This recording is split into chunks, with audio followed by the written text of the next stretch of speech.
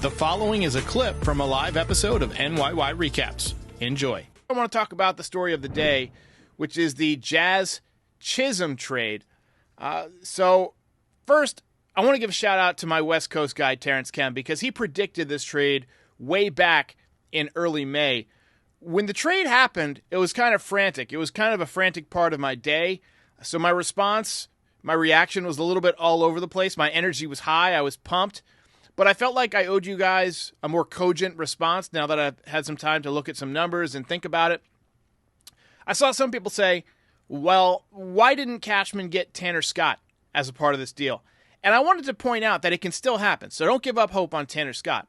But when you're able to lock in a deal, you lock in that deal and you get it done.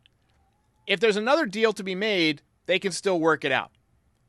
But there's been some talk about where Jazz Chisholm will play, what kind of role he'll have, where he'll be in the order. I look forward to seeing how all that shakes out.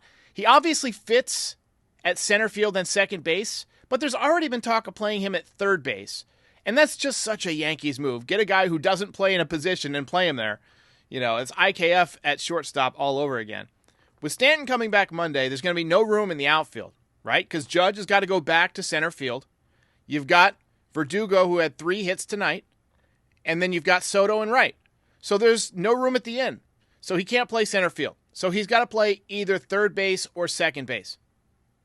I saw several people comment that Gleyber Torres might be traded today. It obviously didn't happen, but would not shock me if they moved Gleyber Torres and just slide Jazz Chisholm right in there to second base. I saw several comments and posts on social media about people who were not excited about adding a 246 career hitter, and I get it, but he's got speed and power, and here's something you can get excited about. He's hitting .330 with runners in scoring position this year. So obviously his approach in those situations is working, something the Yankees obviously need. But I do think that Jazz Chisholm is going to add some things that will help the Yankees. He's a high-energy guy. He's an amazing base runner. Yankees are dead last in stolen bases the last I looked. I don't know much about his personality. I've only seen him on TV, and he seems like a fun guy. I've heard people say that he throws tantrums or whatever, got a bit of a temper, but that's a competitor. Bottom line, Jazz Chisholm is fast, and he can play solid defense, which already puts him ahead of J.D. Davis on my depth chart. So he doesn't hit lefties very well, so he's no help there. He's got some pop. I saw a StatCast thing that showed he would have had 19 home runs if all his games were played at Yankee Stadium. But, I mean, all of their games are played at Yankee Stadium, play half on the road too. So, he's going to be one of those guys, though, that the swing kind of matches Yankee Stadium in the same way that Didi Gregorius' swing matched Yankee Stadium. He's only 26 years old, so there might be more talent to unlock there. You hate to lose Agustin Ramirez, but he was really the only player in that deal that ever had a chance of making the Yankees, in my opinion. I saw one comment that said that they were much more excited for Agustin Ramirez than they were for the addition of Jazz Chisholm. And I hear you, but let's give him a chance. I fully expect that the Yankees of next week could look very different than the Yankees now. Maybe even the Yankees of August 15th could look, give it a few weeks, but I fully expect Dominguez is going to force his way into the lineup at some point. Verdugo heating up a little bit, figures. But I wouldn't be shocked, honestly, if they traded Verdugo at the deadline. He's heating up at the right time. They're not going to re-sign him. I'd be completely fine with dealing him if you can get a bullpen arm. There's a lot of teams actually looking for outfielders. The Guardians need an outfielder. They have arms to spare. I think there's a high probability that Gleyber Torres gets traded. I think there's a non-zero chance that the Yankees pick up a first baseman, although we had a big hit from Ben Rice tonight. But we are 100% going to trade for some bullpen help. And I fully expect the Yankees to pick up a closer. That'll just change the whole way that their bullpen fits together. They need a back-end guy. Holmes got it done tonight, but still, I contend in the 7th, 8th innings, probably the 7th, he's perfect. He's Ramiro Mendoza.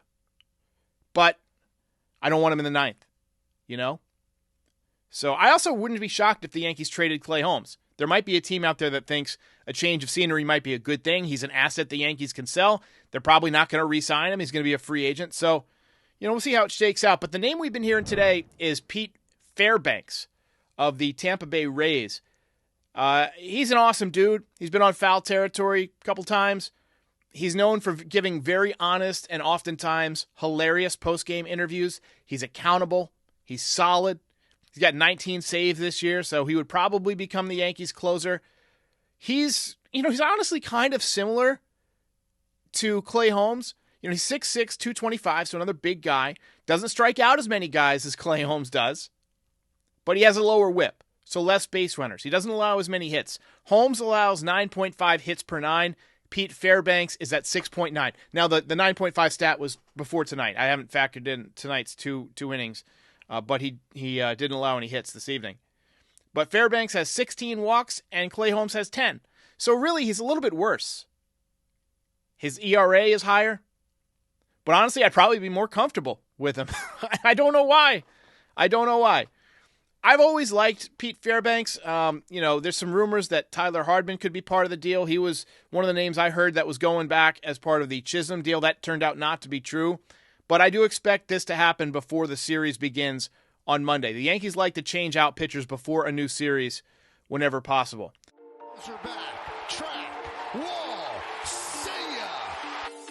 If you enjoyed this video, please like and subscribe. It helps other fans find the channel. NYY Recaps is also available on all your favorite podcast platforms, and we'll see you next time.